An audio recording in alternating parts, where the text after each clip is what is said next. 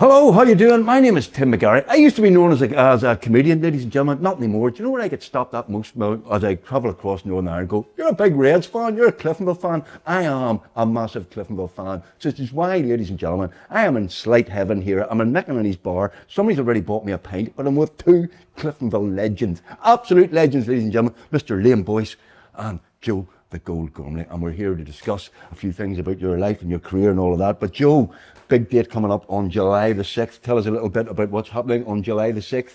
Yeah, no, it's a testimonial game, and I'm looking forward to it. We're going to be playing against Derry City, another great club with passionate fans. So don't take this the wrong way.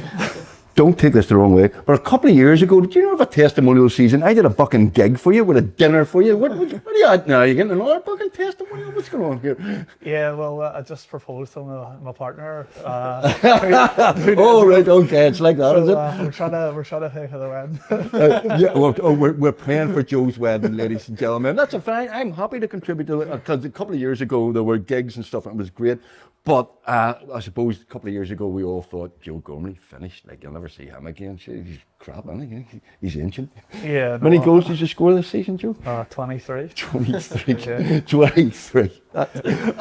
Anyway, Liam, thank you for joining us. Absolute legend of Cliftonville, of course, for many years before you went across the water. You're now back in the I was going to say the six counties. You're in the six counties, but you're not playing in the six counties. You're playing for Londonderry. How's that going?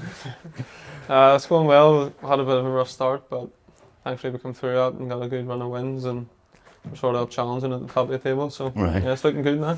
Listen, you two boys are absolute legends. When's the first time you two actually played the first time together?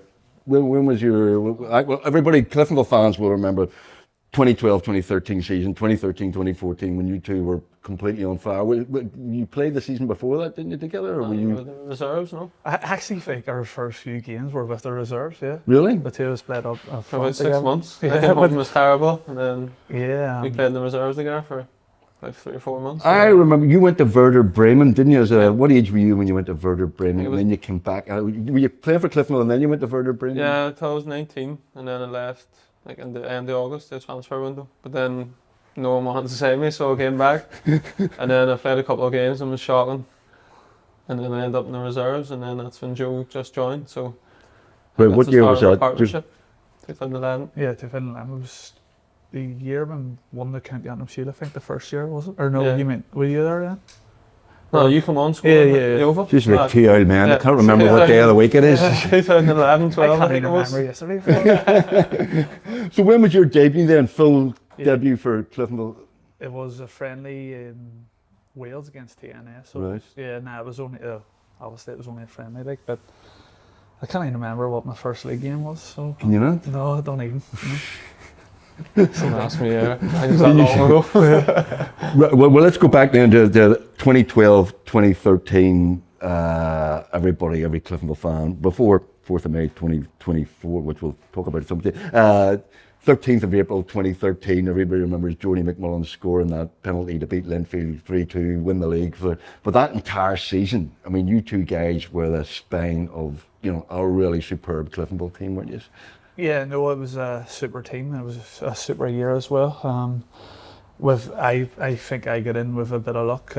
Chris Cannell got injured, so he did, and that's when I was given the opportunity to go and obviously play alongside Liam. And it was as I said, it was a great year for the both of us.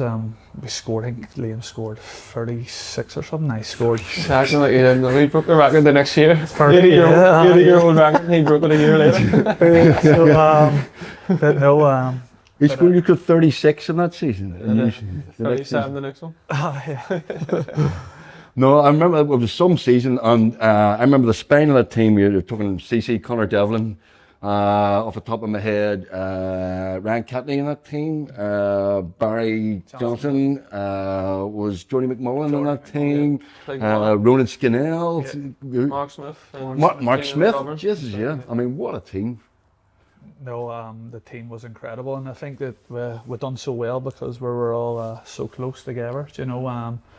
We were proper good friends, and I think it was sort of like a family. There was times you were getting in the games, and you had the games already won before they even kicked off because we were that close and we were that good. So and it was just an incredible team, and that year sort of set the benchmark for the following year as well. And yeah, it was all under, of course, the late great and much lamented Tommy Breslin, who was manager, and Minto Peter Murray, who just won Lifetime Achievement Award at Cliftonville, the last Player of the Year awards. Minto, and what a team they were behind the scenes as well. Well, not necessarily behind the scenes, but Tommy.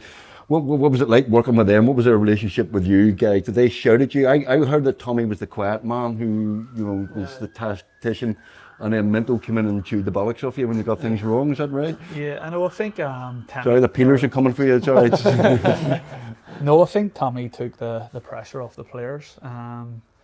He took whenever we probably weren't playing well, he had took all the criticism and brushed it to the aside, whereas he took it from the players, and it let us go out and what would you say, like, progress on the pitch and show what we can do. So I think like Brazzy, I was there the first time, and it was Eddie Patterson was my manager and Brazzy was the assistant, and I think it sort of just all fell into place, like when obviously Eddie left, and he was sort of like Minto, like a bit, he would shout at you and basically have a go at you. Vocal, was that the... Brazzy would be like in the background and sort of look after you. So I think when he became in and became manager, like everyone loved him and you wanted to do well for him. Yeah. Because you knew he would look after you, and he had done in my previous years there, and I think that just is what brought everyone together, as close as Joe was saying, like.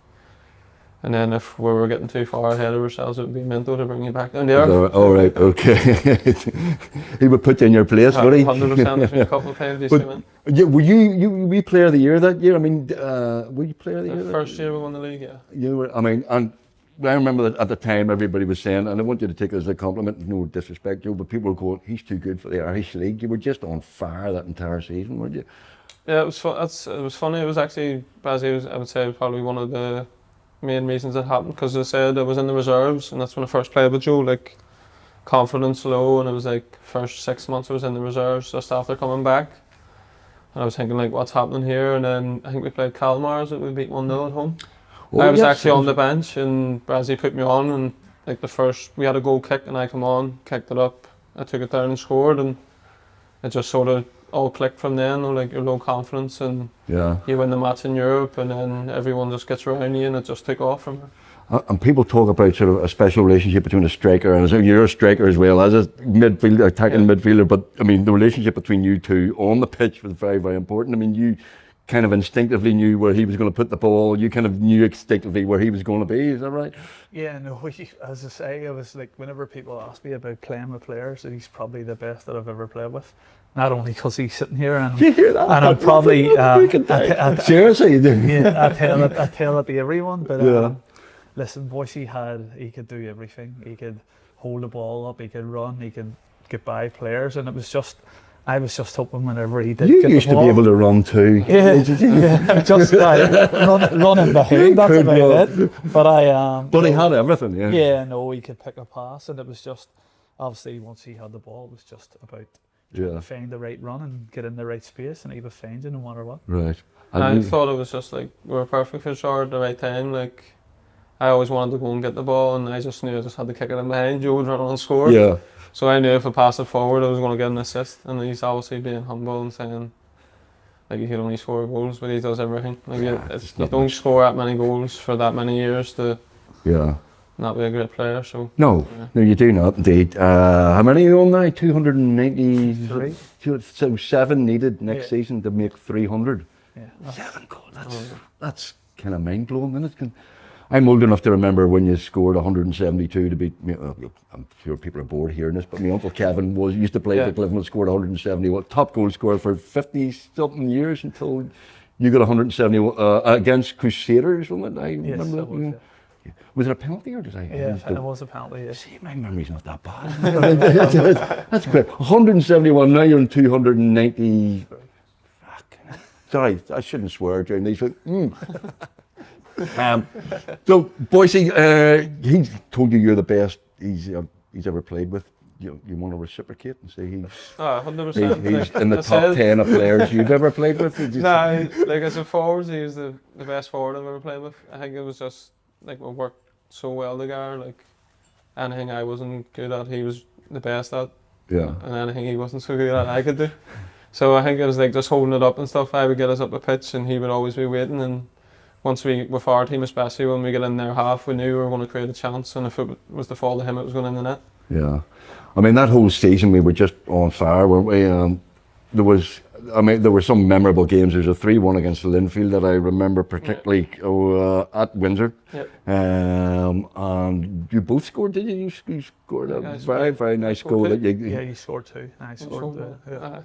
But there's always I've scored a few goals, and my favourite goal that I've ever scored was that day probably, where Boyce had Michael Galt mightn't like it me saying this, but he hit him on his arse. But no, just the whole it took me 3 times to put the ball on the net, and then the keeper actually threw me in the middle of the net, and then I see Boyce coming behind me swinging on the ball.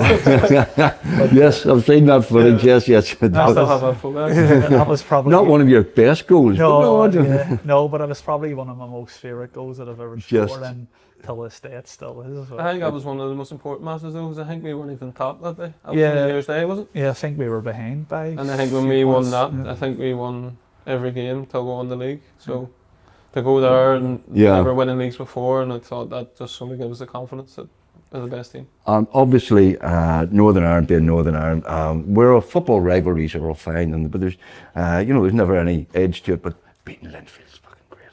Beating Linfield is always good. It's always good, and it's probably one of the ones I enjoy the most, to be fair. So, but no, it's great beating them. Yeah, well, I was right behind the goal for Geordie's penalty on the 13th of and it's one of the scariest experiences I ever had. By the way, a couple of years ago, a Player of the Year awards, Geordie McMullen, there was some drink taken. Geordie tried to recreate a players' huddle before a Crusaders game at Seaview, and going to get us all in a huddle and give us one of the speeches about playing Crusaders. Would you like to even give us a flavour of what that would have been like, being a huddle with Geordie McMullen? Yeah, no. Firing you boys up for the... Yeah, but our Geordie's team talks were insane. Like, you were actually coming out of a huddle with the hairs in your arms standing up. It was that he meant it that much. And I think once you hear one of Geordie's speeches in the huddle, it's time to go. That's where Mel Gibson got it for Braveheart. From Geordie McMullen. I used to love him. Like every week, used to look forward to because we used to, when we were on a run, we used to go in confident. But I used to look forward to hearing him talking, because outside the pitch and stuff, he's actually quite chilled out, relaxed, and you can just see him change, and it just means everything to him, and you can't help but go. You'd run through a brick wall or fight anyone after you hear that. So it used to be one of the highlights of the week. You're playing with Derry at the minute. How you find it? You okay? You started. You've got the XLR manager, haven't you? Yeah, Tiernan. Yeah, he's the manager. Tiernan and Sheamus is the assistant, and Andy Mitchell's actually one of the first team coaches. So right. I think we started the season. It wasn't too well. I think we won 1-4 or something. So it was a bit. We've got a lot of new players and stuff, and obviously a new manager, and it sort of took time just to get everything going and everyone knowing what they're doing. But I think we won a good run. We were 1-7-8, so we're up challenging at the top. Well, look, you've played locally here. You played in Scotland, of course. Played in England. You played. How you finding Derry compared to Irish League of Ireland? Is there a big difference? Because people say, oh, they're better paid and stuff, and better crowds and all. Is there a big leap in standard, or is you think we're? No, I think especially even I watch all the Irish League games that's on TV, and I think you can see the difference in how far. We used to just pick our team, and I think it was more Brazil believed in us. We go out and play and do what we do. You had total faith in us. But I think you can see now how far on it's got with the training, how fit players are, the tactics. You can actually see very fit and trained. You're not even drinking that Guinness. You've a game on Sunday, haven't you? Very professional. You can just see how more advanced the football's became. You can actually see what teams are trying to do instead of it just being 11v11 on the pitch. You can see the lesser teams sort of setting up to defend and counter-attack, and I think it's come on a lot. But I think the League of Ireland compared to sort of Scotland, it's not that big of a drop. There's a couple of teams that would probably do really well in Scotland, and then there's other teams that would just sit and defend to try and frustrate you. So like I think the biggest difference is like week to week it's a different game. Like you're going in playing against a team that will play total football, then the next week you're going to play against a team that will just defend and try and win off a set play. Obviously, Cliftonville fans are the best fans in Ireland, but Derry fans will be fairly close to that. Whether Derry fans are fairly passionate, aren't they? Yeah, we've only sort of started experiencing it since we started winning, because at the start they weren't too happy. But are the whinging hers like Cliftonville no, fans as well? I was actually surprised. Like I came from Hearts, and Hearts were like very demanding. Like if you weren't winning at half time and stuff. But coming back, I thought after we had won 1-4, you'd think it would be starting to grumble. But they were all like saying keep sticking at it. Right. I'd never really heard that before in football, but then I think it was sort of Shelburne at home because they had just won the league and we got a 2-0 win, and just to hear the noise there, it was a special night. So hopefully Derry will bring a lot of supporters up for this testimonial then. And hopefully you'll sell out, won't you, Joe? Man. I mean, then there's no Cliftonville fan. I mean, you are Mr. Cliftonville as well. I mean, it's kind of, I want you to take this as a compliment. Yes, you're going to, touch wood, you're going to get the 300, barring, something terrible happened. You're going to get the 300, but I get a lot of slagging from other fans, they go, you're a Cliftonville Red man and all that. But the vast majority of people I meet love and respect you, even people who don't, who are not fans of Cliftonville go, well, you have to give it to Joe Gormley. And the thing is there's two reasons for that. Number one, you're a brilliant goal scorer, but number two, you earn people's respect as well. You're the way you behave, the way you can, you're a gentleman, and everybody all across football admires that. Yeah, no, I just think it's the way I've been brought up.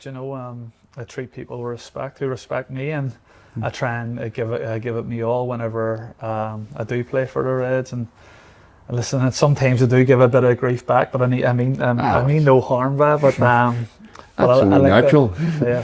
I like to think that people respect me because I would give them as much respect that they give me, and it's nice to be nice, isn't it? Well, I know your mum. I know your mum. I've never met your father, obviously, but your mum, who comes to a lot of the games and supports you. So when you're a very well-reared young man.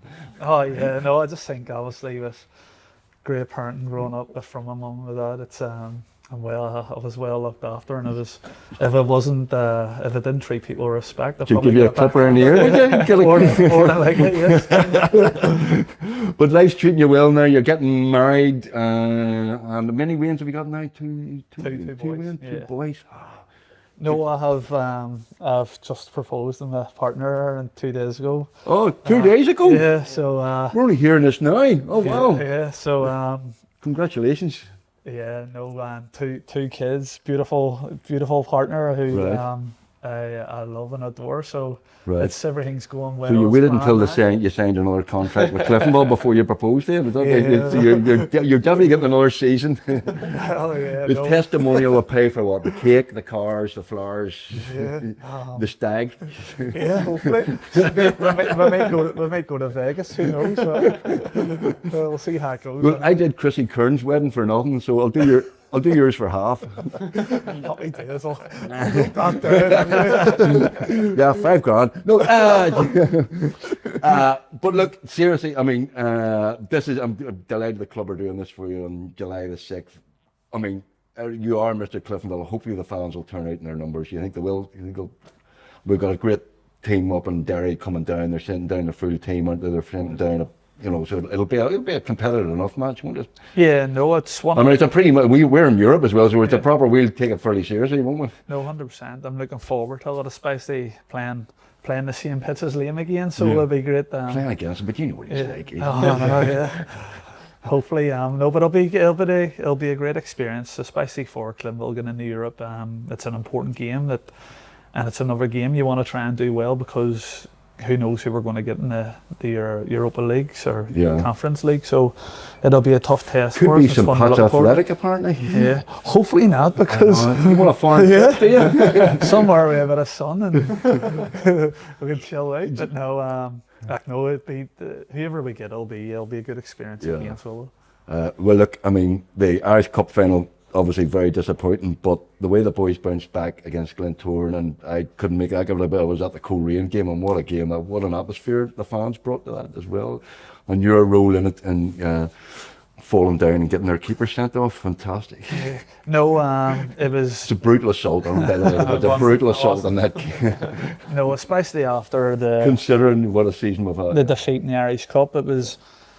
Yeah, we didn't know what way it would have went, but the boys dug in, and with the quality in the team, it was no doubt that we were the chances of qualifying for Europe were high because the squad of players are second to none, and I think we deserve it as well because we've probably worked harder, and the way we played over the two games, the semi-final playoff and the final, I think we totally dominated play and we were by far the better team, so I think we deserved our 100%, and there's a lot of people looking forward to a nice wee trip somewhere. Yeah, no. Better than Dublin. And I'm sure the Reds fans will come in their numbers again, wherever it may be. So it'll be good to see where we get in the next few weeks. Yeah. Irish Cup final was disappointing. Year before, I interviewed Jim on the Give Me a Head podcast, an excellent podcast with Jim. And he said he's lucky your ma's still speaking to him because he didn't play in the final, and he went at 24 and he kind of went, was it the right decision and all that. But he said the thing about Joe was obviously disappointed not to play, but total professional. You are Mr. Cliftonville. You didn't. I mean, not playing was a disappointment, but you're 100% focused on Cliftonville and this team and the club. Yeah, no, 100%. I always say whenever Cliftonville win, I win, and obviously disappointment in not playing, but whenever the boys won the trophy, it was the trophy that I was missing, and I was so glad for Ronan Hale to play the way he did and score the goal. So I'll absolutely be forever in debt to Ronan for securing that final trophy that I needed to my collection. Yeah, so you've won everything now. How many League Cups? 4 or 5? Yeah. 5 now? 5 League Cups. 5 after that was a cracking goal against Glentoran, by the way. 5 League Cups, 2 leagues. Yeah. 3 County Antrim Shields. 3 County Antrim Shields and an Irish Cup, yeah. Can you beat that? Yeah. What have you got? As I watched it, 2 leagues, a couple of League Cups. We got beaten. I've only got 2 and 2, haven't I? We got beaten in the Irish Cup final. Irish Cup final, yeah. By Glentoran, extra time. Did you get beat? Sorry about that, Liam. So, what are you going to do when you hit 300 then? Are you going to retire and go, that's it, that's me? Or are you going to... Yeah, no, well, I'll retire a happy man if I hit the 300, but hopefully I could do it as soon as possible in the league. I don't want to be weighing it out throughout the year and maybe come the last few games of the season. I need, so hopefully at the start of the season I can start off the way I finished last year, and maybe Ryan Kernell let me hit the penalties, or who knows. It was good to see Ryan back, wasn't it, this year? He had a terrible injury as well, hadn't he? But yeah, no, it was. It was great to see him back, and especially with he's been out for near 2 years. But I was keeping Ryan going actually about because we're out of contract, me and him, and I was saying to him the Big Two trainer was looking at his number to go up and say for the Stars. So, but he signed last week, so all good. He doesn't have to worry about getting the phone. I was at the awards, wasn't it? Yeah. And then Big Johnny Addis, he was actually the one that was slagging most of us about, unlucky lads, no club next year. Is that right? And he still hadn't said his, so I'm saying that he might be saying it for some team down his way, Mosley or something, so who knows. Do you boys all behave in front of Johnny Addis because he's a good Christian man and don't swear and all of that? You know? Yeah, no, Johnny's crack's just as good as ours. He's a great lad. And his dad's a mad fan. His dad goes to all the match. You know Leslie at all? You know Leslie? No. Johnny Addis' dad. Is he a Presbyterian minister? He's a minister. He goes to every single match. Big Les is some man. Johnny actually sent me a photo of him over in Spain yesterday, and his pal is a Cliftonville pal in the middle of wherever they are, Malaga or something. So, yeah. So this testimonial, we're in pre-season. You're actually in the middle of your season, so it is. I mean, it's not just sitting there to take. This is going to be a proper competitive match. It is for a very good cause, and we hope people turn up in their huge numbers. And by the way, McInerney's Bar, who are sponsoring that, well, thank you very much for your kind sponsorship. We really appreciate it. I'm hoping you'll be a sellout, won't you? Oh no, well, hopefully, as I say, the Reds fans always come in their numbers, no matter what it is or where it may be. So hopefully on the day that we do get a full house as we have done all season. So, Yeah. but time will tell. It's not too far away. So it's a day I'm looking forward to, and hopefully I can spend it with the Cliftonville fans, my family, and my partner and kids. Well, you've always been, genuinely Mr. Cliftonville. Be honest, were other clubs in for you? Because every season is going, Joe's going to Linfield this season. Joe's definitely been Larner looking Joe and all of that. Were other clubs sniffing around, but you're just a Cliftonville man, or was the money shite? And did you No, obviously throughout the years that I have had a bit of interest, so I have, but Cliftonville was always the team that I wanted to play for, and it was the team where I live close by, and it's and I don't think that if I was to sign anywhere else that it would be the same. So I feel safe and sound at Cliftonville, and it's, as you always say, it's going to be the team that I want to play for until the day I stop playing, or until they don't want me no more. That will be for a while. And you're great to have you back. You're delighted to be home on the island of Ireland. I know you're living in Belfast now. You're traveling. Yep, we just moved home, forever home, so it's good just to be settled and not have to worry about moving every 3 years, as I've done the last 12 or whatever. But it's just good to have family back around us and seeing all my mates again. Did you only wait to come back when they put the bypass around Dungiven? Is that what they're No, we actually train in Dungiven, so it's even shorter for us to drive up. So yeah, all right. It's good for getting the games though. So it's just great to be home. Just great to have family around us after being just like our family, our close family. Like when we're away, it's just us and the kids, and it's just good to have that support network around. Well, look, I hope Derry fans, anybody in Derry or indeed Londonderry, very welcome to come to Solitude. You're all very welcome. All right, Joe, everybody's welcome. Great social club as well. Great. Well, the Cliftonville Social Club. Oh, it's great. Plenty of good nights in there. The one with no windows and all. That one. There's got a couple of windows in there. Come back. Yeah, okay. There was a 4-day session last year after the Irish Cup final. There were certain people found upstairs and fell asleep on Sunday night and didn't wake up yet Tuesday morning. Yes, it's a fine place, and we will be absolutely celebrating Joe's testimony. Congratulations on the testimony. I hope congratulations on the engagement. Thank you. And very best wishes. And ladies and gentlemen, please turn out your numbers to see Joe Gormley. It's Cliftonville versus Derry City. So the 6th of July. What time is that? 3 o'clock in the afternoon. Somebody's putting out, I thought I was getting fingers there. It's 3 o'clock. So please, ladies and gentlemen, I'm delighted to be here with, and thank my, I think like there's a fucking audience here. I'm delighted to be with Liam Boyce and the one and only Joe the Gold Gormley.